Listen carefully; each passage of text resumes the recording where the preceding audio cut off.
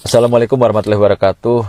Akhir-akhir ini saya melihat ya di sosial media, di pemberitaan terkait dengan persoalan yang sedang dihadapi oleh Insanul, Mawa, dan Inara.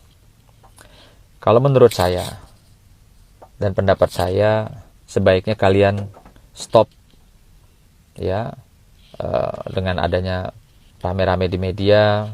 Kalian duduk bertiga bersama, bicara dari hati ke hati, cari jalan yang terbaik, cari solusinya tanpa harus melibatkan pengacara, melibatkan pihak kepolisian, atau melibatkan pihak-pihak lainnya.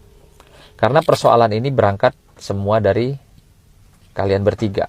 Jadi saya rasa cuma kalian bertiga yang bisa menyelesaikan ini semua, ya, agar lebih baik ke depannya seperti apa. Jangan ada lagi pemberitaan ya yang saling menjelekkan, saling membuka aib, dan saling menyerang.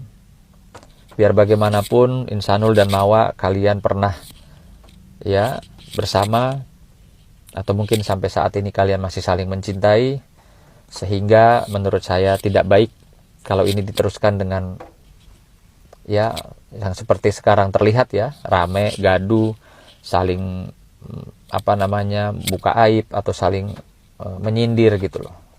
Segera stop dan kalian duduk bertiga secara kekeluargaan, carikan solusinya bersama untuk bagaimana kalian ke depan lebih baik.